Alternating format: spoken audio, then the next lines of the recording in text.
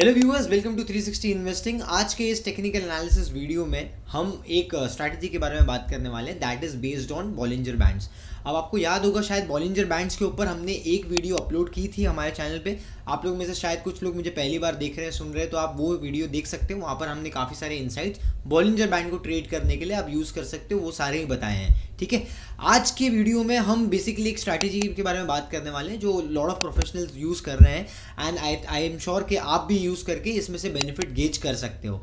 So basically Bollinger band में 4 से 5 अलग अलग स्ट्रैटेजीज होती है ट्रेड करने के लिए। आज मैं एक बताऊंगा, बिकॉज सारी तो नहीं बता पाऊंगा, आज एक बताऊंगा एंड टाइमली अकॉर्डिंगली जैसे ही मुझे टाइम मिलेगा मैं समय निकाल के आप लोगों के लिए शूट करके अपलोड कर दूंगा। राइट, तो आप लोगों में से जो मुझे देख रहे हो, सुन रहे हो, मेरा नाम अजीम है।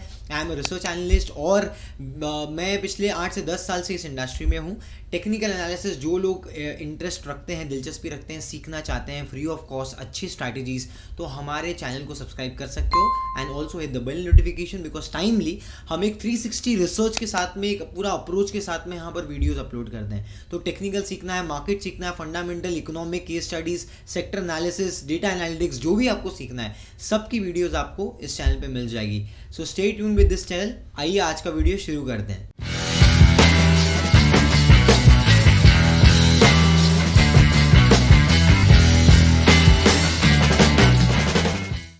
तो अभी हम आ गए हैं यहाँ पर ट्रेडिंग व्यू पे बेसिकली पहले हम बॉलिंजर बैंड्स की बात करते हैं। तो बॉलिंजर बैंड पहले अप्लाई कैसे करते हो ये मैं आपको एक बार बता देता हूँ। तो यहाँ पर आपको लिखना है बॉलिंजर बैंड्स। ठीक है, बॉलिंजर बैंड पे क्लिक कर देना है। इस तरीके का कुछ आपको यहाँ पर भी स्क्रीन पे जो दिख रहा है ऐसा बैंड आपके प्राइस के आसपास आ जाएगा। ठीक है, तो अब यहाँ पर बॉलिंजर बैंड्स तो यहाँ पर आपको देखने मिल गया है, बॉलिंजर बैंड यहाँ पर आ गया है। अब यहाँ पर समझते हैं कि बॉलिंजर बैंड वर्क कैसे करता है। तो मैंने ऑलरेडी आपको पहले बताया था, लेकिन एक क्विक रिकैप दे देता हूँ मैं आपको यहाँ पर। तो अभी बॉलिंजर बैंड्स में बेसिकली एक ऊपर का जो आपका बैंड होता है और नीचे का बैंड होता है, दो बैंड आपको देख पा रहे हो जो that is called as upper band and lower band. ठीक है, अपर बैंड और लोअर बैंड इसको एक एनवेलप बोलते हैं। ठीक है, तो normally price tends to move within the envelope, ये बेसिक कॉन्सेप्ट होता है बॉलिंजर बैंड का। और बॉलिंजर बैंड कोई भी एक रिवर्सल इंडिकेटर या एक मोमेंटम इंडिकेटर ऐसा कुछ भी नहीं है।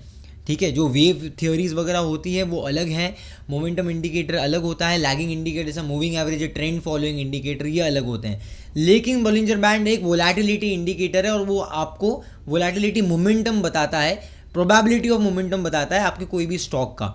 ठीक है, तो यहाँ पर मोमेंटम में आपको कैसे बताएगा, ये जो बेसिकली अगर बैंड ऊपर के साइड पे जा रहा है अलोंग विद द प्राइस तो प्राइस में स्ट्रेंथ है, जब बैंड नीचे के साइड टर्न होगा अलोंग विद द प्राइस तो प्राइस में वीकनेस है। राइट, और वोलेटिलिटी कितनी ज़्यादा है कितनी कम है ये भी बताता है।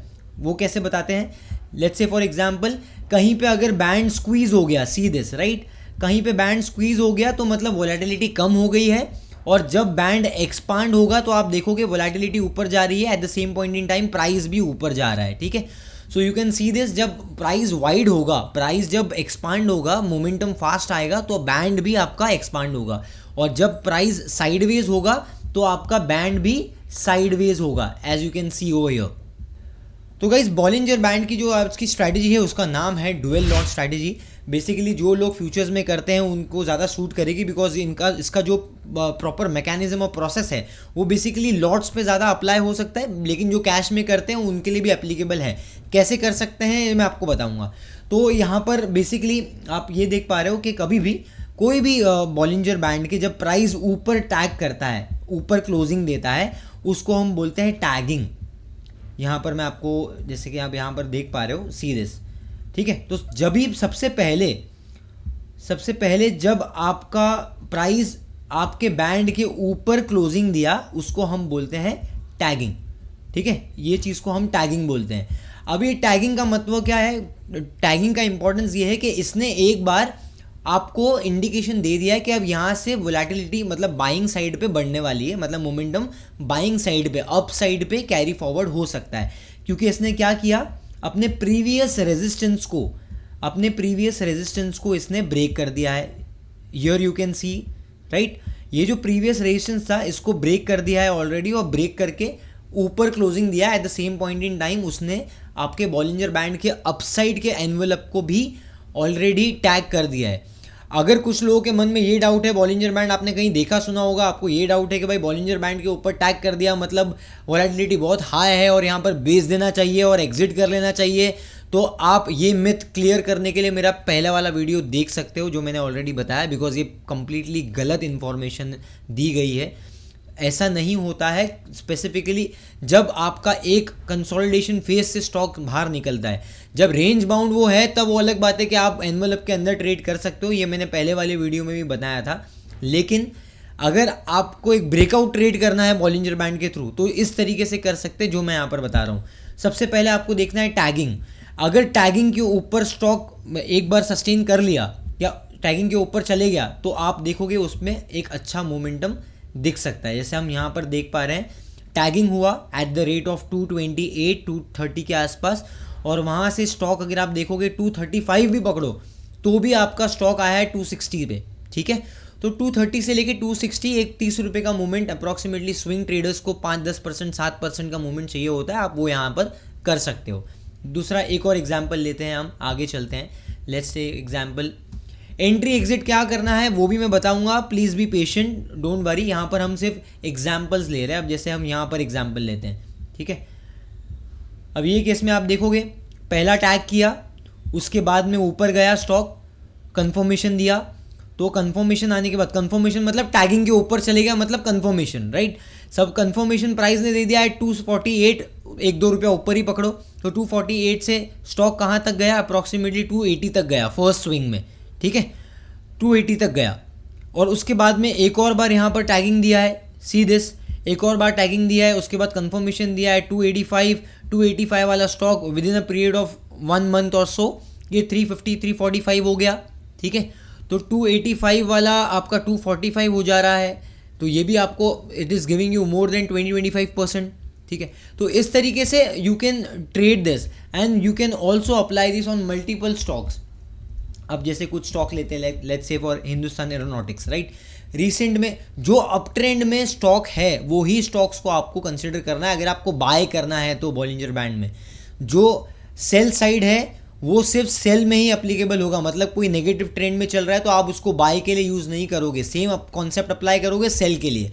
और यहाँ पर जो आप पॉजिटिव मोमेंटम में देख रहे हो स्टॉक, उसको अप्लाई करोगे बाय के लिए। अब यहाँ पर आप देख पा रहे हो एक रेजिस्टेंस था, दूसरा रेजिस्टेंस था यहाँ पर, और रेजिस्टेंस के बाद में फिर पॉजिटिव मोमेंटम स्टॉक में आया, ठीक है। कभी कभी ऐसा भी होगा, जैसा देखो यहाँ पर आपके साथ में हुआ, रेजिस्टेंस के पास में टैगिंग हुई और फिर स्टॉक नीचे चले गया 5-6 दिन के लिए, ठीक है। तो रेजिस्टेंस के पास जब टैगिंग होगी ना, कोई भी अच्छे स्विंग का रेजिस्टेंस होगा, उसके पास अगर टैगिंग होगी तो एक बार के लिए आप उस टैगिंग को इग्नोर कर सकते हो, जैसे हमने ये केस में किया। क्यों? क्योंकि वहाँ पर प्राइस का रेजिस्टेंस है। अगर वो टैगिंग प्राइस के रेजिस्टेंस को ब्रेक करके होती है, that means your price is giving you positive indications, ठीक है। अगर वो टैगिंग जो है वो आपके रेजिस्टेंस के पास ही हो रही है तो आप उसको एक बार के लिए रिस्क नहीं लोगे तो बेटर है मेरे हिसाब से। हालांकि कभी कभी वो भी चल जाता है, बट देन हमें कॉन्सेप्ट के हिसाब से करना है and then we need to also stick to the basics, क्योंकि जितना हम ज़्यादा बेसिक्स के ऊपर ध्यान देंगे और जितना क्वालिटी ट्रेड लेंगे उतना ज़्यादा हमें अच्छा रिजल्ट्स मिलेगा।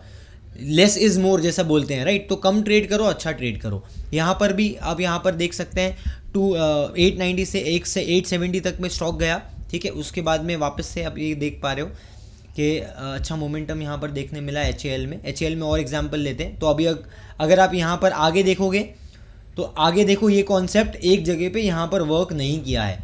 तो हमें आई थिंक एंट्री तो हमें समझ में आ गई होगी कि भाई कहीं भी टैगिंग होती है उसके ऊपर कंफर्मेशन में आपको बाय करना है। और यहाँ पर भी आप देखो, यहाँ पर कंफर्मेशन दिया, इट्स अ बाय।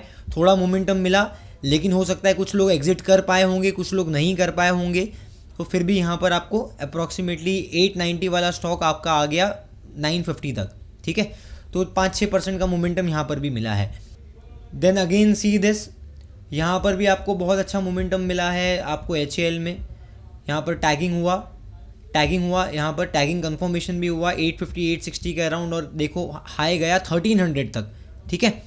अब यहाँ पर हमें एंट्री तो समझ में आ गया। Let's take example. क्या भाई पर आपका क्वेश्चन आएगा, भाई इसको तो ये तो बताओ कि एग्जिट कहाँ करूँ, ठीक है।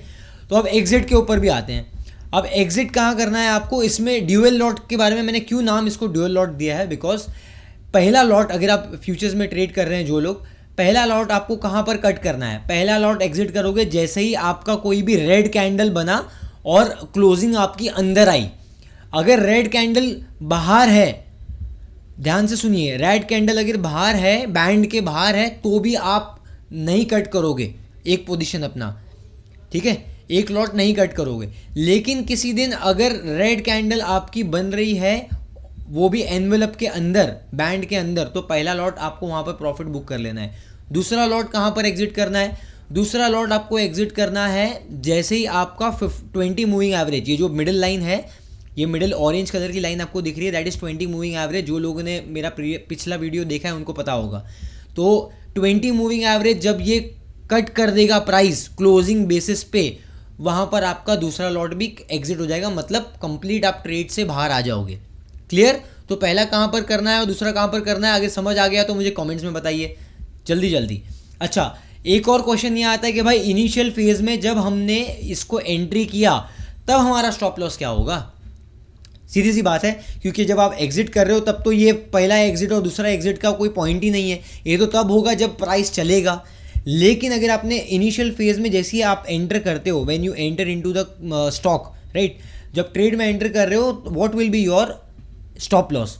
तो कुछ लोगों के लिए एक्चुअली कुछ लोग ऐसे भी ट्रेड करते हैं कि 20 मूविंग एवरेज को स्टॉप लॉस पकड़ के चलते हैं, ठीक है। लेकिन बेसिकली मैं 20 मूविंग एवरेज को स्टॉप लॉस नहीं पकड़ता हूँ। 20 मूविंग एवरेज के नीचे बेसिकली यहाँ पर अगर आप ये स्विंग देखोगे, स्विंग के पास में आप स्टॉप लॉस पकड़ सकते हो, ठीक है। हाँ, अगर, लेकिन इसके ऊपर डिपेंड करता है, बिकॉज मैं हमेशा बोलता हूँ कि आपका जो टेक्निकल एनालिसिस है बहुत ही सब्जेक्टिव है, आपको रिस्क रिवॉर्ड भी देखना होता है। तो अगर मान लो कोई बड़ी कैंडल बन गई तो फिर आप 20 मूविंग एवरेज भी पकड़ सकते हो वो केस में। ये पर्सन टू पर्सन डिफर करता है, इसलिए पर्सनल प्रेफरेंस भी होती है। यहाँ पर आप थोड़ा बहुत स्ट्रैटेजी को ट्वीक कर सकते हो, बिकॉज वो स्ट्रैटेजी है, और अगर आपको सीख के अगर आपको उस पर एक्सपर्टीज आ गई, once you practice, then you can tweak a bit उसके अंदर। बट देन यहाँ पर मैंने आपको क्लियरली बता दिया कि अगर कैंडल बहुत बड़ी है तो रिस्क रिवॉर्ड नहीं बैठेगा, तो वो केस में आप 20 मूविंग एवरेज को स्टॉप लॉस रख सकते हो, ठीक है। अब कुछ नेगेटिव मोमेंटम वाले स्टॉक्स भी देखते हैं, जैसे आईटी में हमें देखने मिला है रिसेंट में Tech Mahindra, let's take example, right. तो टेक महिंद्रा में अगर हम देखते हैं तो हमें नेगेटिव मोमेंटम देखने मिलेगा, पास्ट में भी हमने देखने मिला है। तो हम यहाँ पर अब देखते हैं कैसे चलता है सेल साइड पे। अब सेल साइड पे देखो अब क्या हो रहा है, यहाँ पर जैसे ही मोमेंटम ब्रेक हुआ, और आपको हमेशा मैंने आपको बताया कि आपको विद द ट्रेंड जाना है, don't go in this strategy against the trend. आपको हमेशा ट्रेंड के साथ जाना है, जो वीक है उसको ही शॉर्ट करना है और जो पॉजिटिव है उसको ही बाई के लिए सोचना है, ठीक है। एंड यहाँ पर आप देख पा रहे हो ये टैगिंग हो गया, टैगिंग के बाद में कैसे आपका स्टॉक नीचे ही गया है टेक महिंद्रा। क्लियर?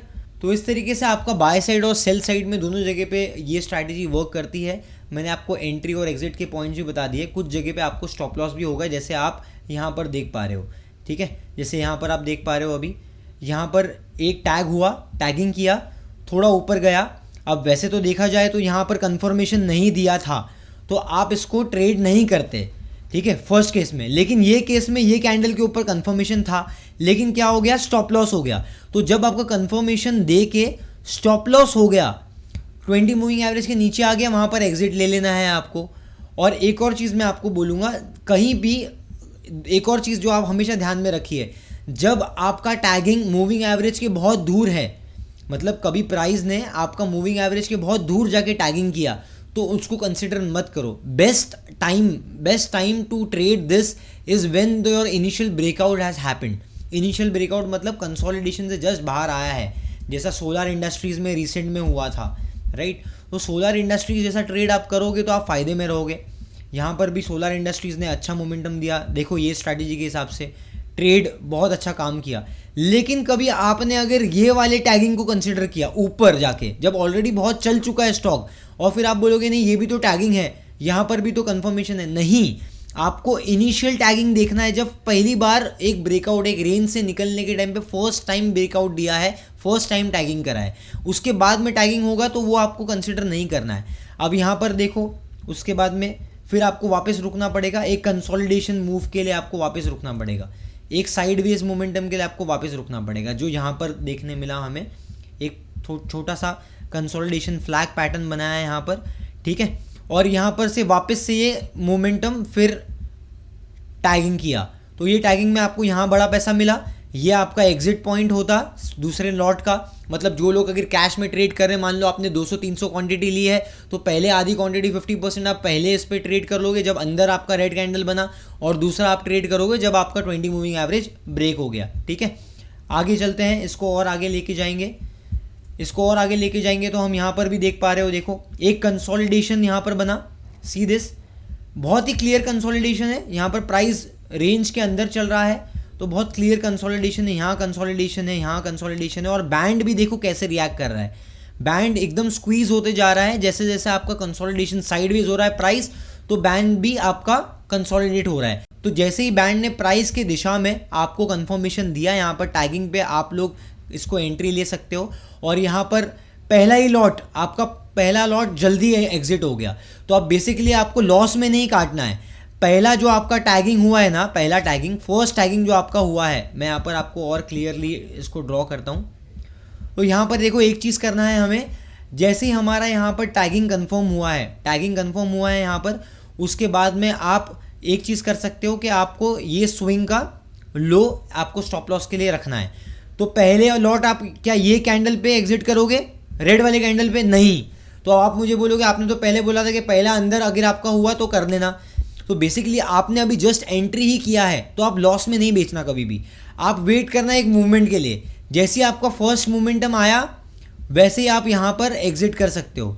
उसके बाद दूसरा मोमेंटम में आपको 20 मूविंग एवरेज को तो कंसीडर करना ही करना है। जैसे ही 20 मूविंग एवरेज ब्रेक हुआ आपको एग्जिट कर लेना है, कोई दिक्कत वाली बात नहीं है। Same applies to your VBL में भी आप ट्रेड कर सकते हो। इस तरीके से जो चला है पिछले कुछ टाइम में वीबीएल, यहाँ पर भी आप देखो एक साइडवेज मोमेंटम के बाद में यहाँ पर कंसोलिडेशन के बाद में वीबीएल आपको यहाँ पर इसने आपको दिया मोमेंटम कंफर्मेशन, और यहाँ पर आपको एक बड़ा मोमेंटम मिला, यहाँ पर आपका एग्जिट था।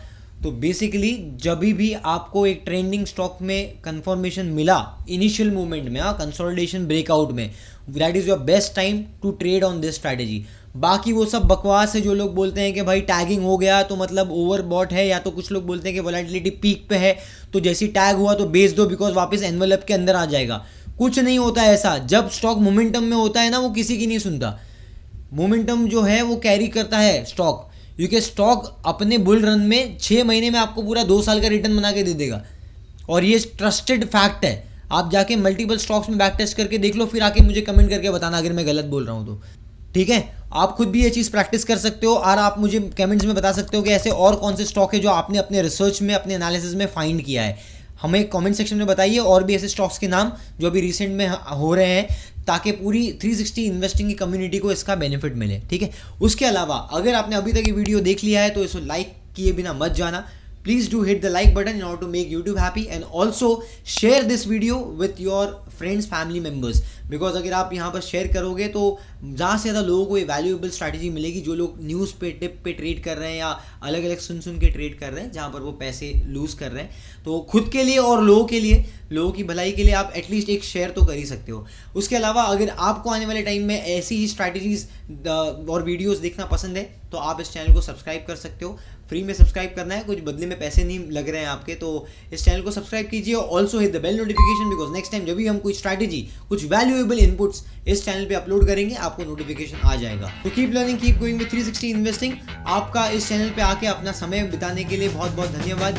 सी you in the next video. Thank you.